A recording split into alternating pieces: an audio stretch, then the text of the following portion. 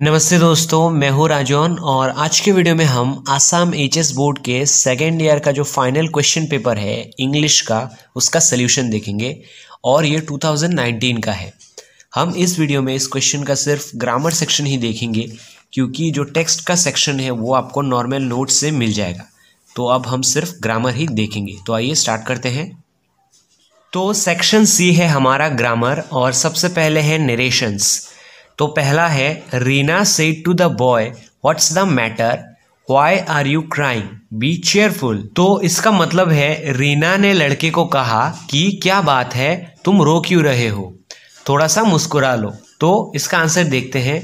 तो रीना ने यहाँ पे लड़के को पूछा, तो ये हो जाएगा Reena asked the boy what's the matter, हो जाएगा व्हाट वाज द मैटर। तो Reena asked the boy what was the matter, उसके बाद एंड होगा क्योंकि एक ही बात है जो उन्होंने पूछा है। एक्चुअली दो बात है और रीना ने एक बार में ही दो क्वेश्चन पूछे हैं, तो हम एंड लगाएंगे। तो ये होगा Reena asked the boy what was the matter and why are you crying, हो जाएगा व्हाई ही वाज क्राइंग। तो प्रेजेंट हो जाता है पास्ट कंटिन्यूअस से, तो पता ही है आपको। मैं फिर से बोलता हूँ, Reena asked the boy what was the matter, why he was crying, उसके बाद फुल स्टॉप होगा और फिर होगा and she advised her to be cheerful, और उसने उसे एडवाइस किया, उसे ये उपदेश दिया कि थोड़ा सा मुस्कुरा लो, दुखी मत बैठो तुम।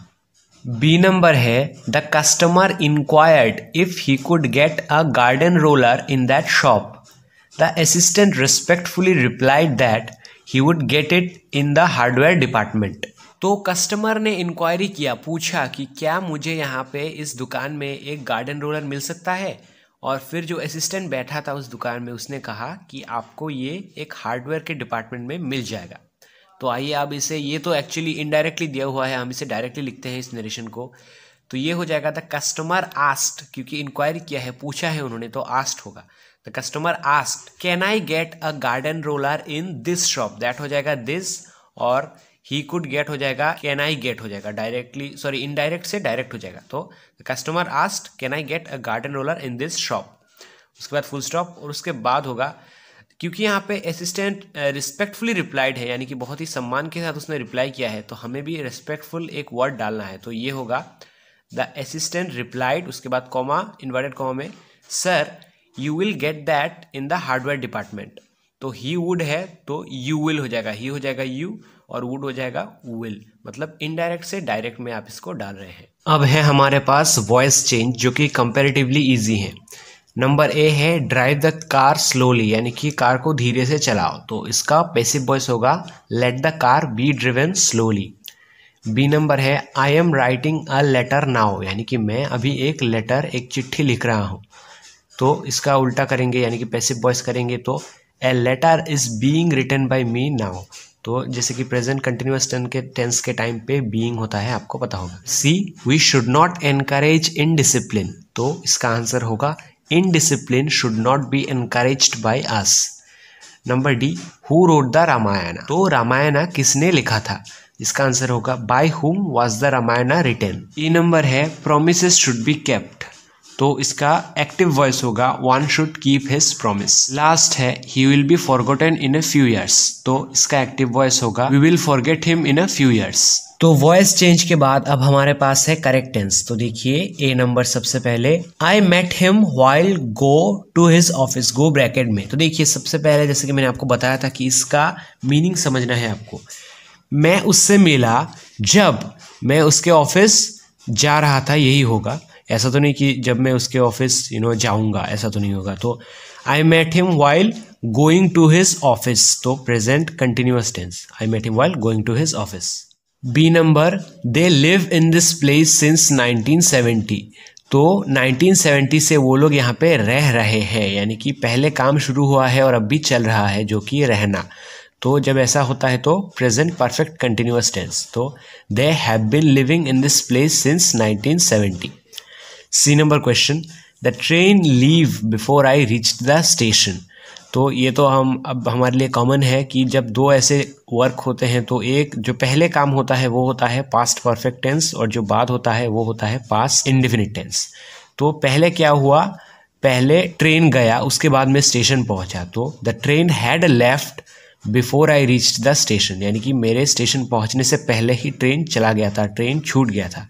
तो ट्रेन पहले गया, इसलिए ट्रेन का जाना हो जाएगा पास्ट परफेक्ट टेंस, और मैं पहुंचा बाद में तो पास्ट इंडेफिनिट टेंस, जो कि पहले से यहाँ पे रीच्ड बनाया हुआ है। D number, I wish I be a bird. तो देखिए यहाँ पे इमेजिनरी जब भी होता है तो वेयर होता है, यानी कि I wish I were a bird, यानी कि मैं काश मैं एक पंछी होता। अब पंछी तो कभी होगे नहीं, ये इमेजिनेशन है, तो I wish I were a bird. E number है, your letter reach me yesterday. तो येस्टरडे है यानी कि पास्ट है, अतीत का बात है, तो ये होगा past indefinite tense, your letter reached me yesterday. F number और लास्ट है जो, he make a doll now. तो नाउ यानी कि अब वर्तमान, तो प्रेजेंट है, he is making a doll now, यानी कि वो अभी एक गुड़िया बना रहा है। अब देखते हैं preposition, what is the time dash your watch now. तो टाइम बाय होता है, time by your watch now. The students of this college have free access dash the principal. तो ये भी बहुत सिंपल है, the students of this college have free access to the principal. You should take proper care of your books होगा, of होगा। D, a sage has no desire for material wealth. India is rich dash minerals, India is rich in minerals. He is very particular about his health होगा, about होगा। और ये last वाला जो है, I did that without any malice with you, ये होगा with. अब है हमारे पास ट्रांसफॉर्मेशन ऑफ सेंटेंसेस, तो ध्यान से देखिएगा। सबसे पहले है, your hair is very lovely, make it an exclamatory sentence. तो देखिए जब भी एक्सक्लेमेटरी सेंटेंस का बात होगा तो आपको ये याद रखना है कि सेंटेंस को मतलब आंसर देने के बाद आखिर में एक्सक्लेमेटरी मार्क देना बहुत ज़रूरी है, वरना इसका मार्क नहीं मिलेगा। तो सबसे पहले your hair is very lovely, इसको एक्सक्लेमेटरी में कन्वर्ट करें तो होगा कि what a lovely hair you have, उसके बाद एक्सक्लेमेटरी मार्क, बहुत इंपॉर्टेंट है। B number, the Bhupen Hazarika Setu at Dhola Sadiya is the longest bridge in India, change it into positive degree. तो इसको पॉजिटिव डिग्री में कन्वर्ट करना है, तो इसका आंसर होगा, no other bridge in India is as long as the Bhupen Hazarika Setu at Dhola Sadiya. बहुत ही सिंपल वे में इसको आप बदल दीजिएगा। सी नंबर है, I tried every plan, make it negative without changing the meaning. तो इसका भी बहुत ही सिंपल आंसर है, बहुत ही कॉमन है actually. I left no plan untried, यानी मैंने सब प्लान ट्राई किया और मैंने कोई भी प्लान बिना ट्राई किए नहीं छोड़ा। D number, he wants me to help him, make it a complex sentence. तो इसका आंसर होगा, he wants to take help from me. Last two देखिए, E number, the enemy fled as soon as they saw us, make it a compound sentence, यानी कि दोनों को जोड़ना है। तो इसका मतलब है कि एनिमी ने यानी कि दुश्मनों ने हमें देखा और भाग गए, तो इसका आंसर होगा कि the enemy fled when they saw us, यानी कि दुश्मनों ने जब हमें देखा वो भाग गए। F number, a stone that is rolling gathers no moss. तो इसका आंसर होगा, a rolling stone gathers no moss. तो आई होप आपको ये सभी समझ में आ गए होंगे। अगर आपको डाउट है किसी भी ग्रामर से रिलेटेड यहाँ पे तो मुझे कमेंट सेक्शन में पूछिए, और जो पैसेज वगैरह है इनके बारे में हम दूसरे वीडियो में देखेंगे। लेकिन अब मैं यही बताना चाहूँगा कि ये जो भी ग्रामर्स हैं सेक्शन सी में, आपको ये सब अच्छे से आना चाहिए। आप अच्छे से प्रैक्टिस करिए, आपको ज़रूर बेनिफिट होगा। तो मिलते हैं अगली वीडियो में, तब तक के लिए टेक केयर।